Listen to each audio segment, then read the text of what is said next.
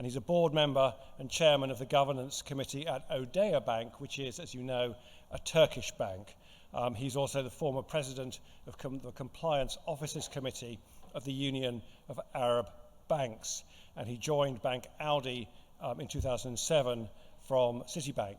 He's a former Lebanese judge, has a legal background, an LLM in international banking law studies from Boston University, and he's a member of the New York and American Bar Associations. So Chahdan, please come to the stage and introduce your panel.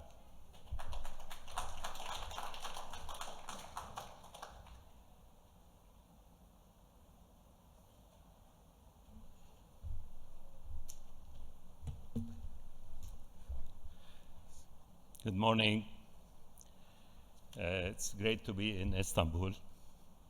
I'm really honored to be among you. I'm really also honored to represent Odea Bank.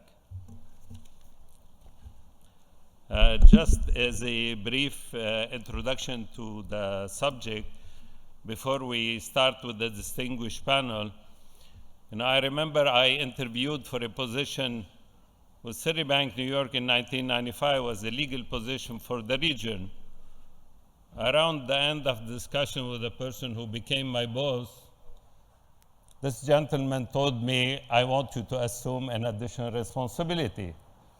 I said, what do you mean additional responsibility? He said, compliance. I told him, sir, I don't know anything about compliance. He said, yes, you do. I look at your profile.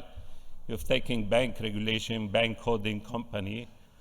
And I had taken a sanctioned course as an elective course, and I said then I would never use it in my life. So accepted the position because I was really interested in the legal position. Leaving his office, he shook my hand and he said to me, you know, you're not going to regret this compliance responsibility. This business will grow. And I guess he was right.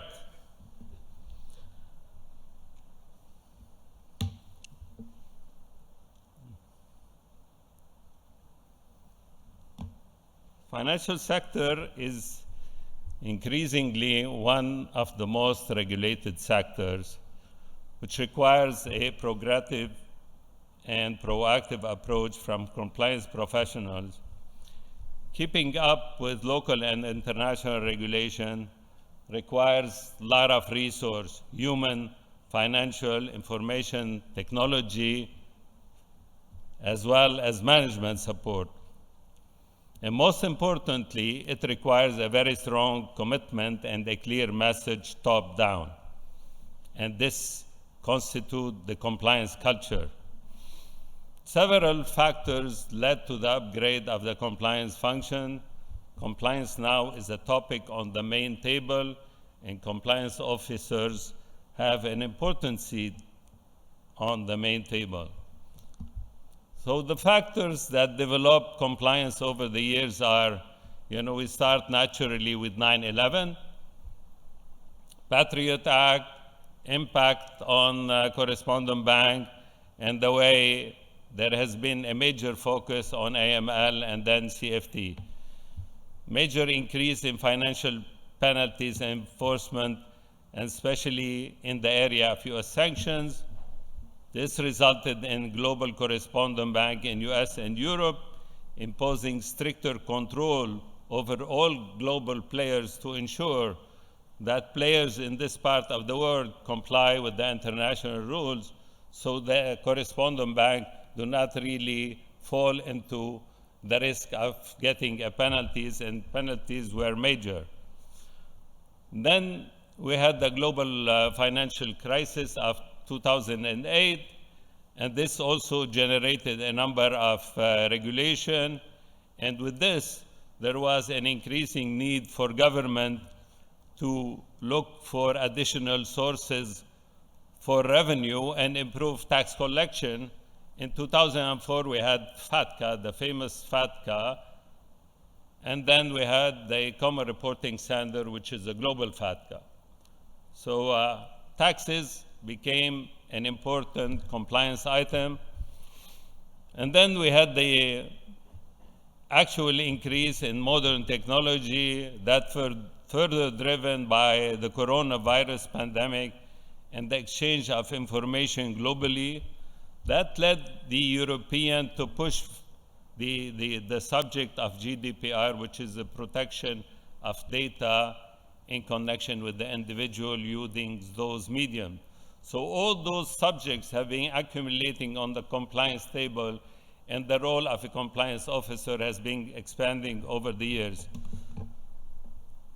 In addition to this, you have the cryptocurrency and the compliance risk resulting from that, and the rise of fintech, which resulted in RegTech, and our obligation as a compliance community to understand RegTech and to understand how to manage the risk of fintech. The main objective of a compliance officer is to assist his entity generate durable revenue, i.e. a revenue that comes into the pocket of the company and stays and does not leave as a result of a penalty or a civil liability, etc. Second one is, of course, shield the entity from penalty. And number three, which is very key, is to establish and maintain an effective enterprise-wide compliance program, enterprise-wide, whether you operate in one country or several countries. So your compliance identity have to be the same, and your level of control should be the same. Before I end, I want to put a legal flavor to my introduction and speak about the three standards of liability as a final entry point. You have the case of knowingly and intentionally making mistakes. And this generally leads to a criminal prosecution. And we had seen over the years a huge penalty that US and European banks got penalized by the US government for stripping information from wire transfer. So an intent to commit a crime, which is very dangerous, but in my view, not the major risk of most of the banks.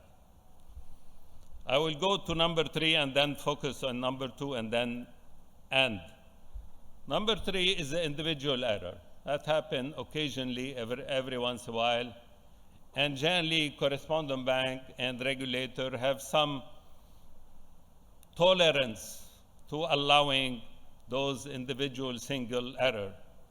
But I think number two is the most common risk for every single entity is when you have a repeated mistakes, whether on your local relationship or on your international relationship. Each one of them is not probably major, but if you add the combination and the frequency of them, this would give an indication of systematic failure and weak control. I think number two is the most important item, and the remedy to that is our ability as a compliance professional with a business colleague to manage and maintain a proper compliance program.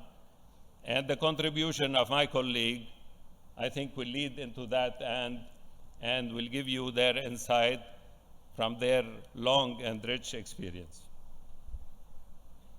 So if my colleagues can join and we can start the panel discussion.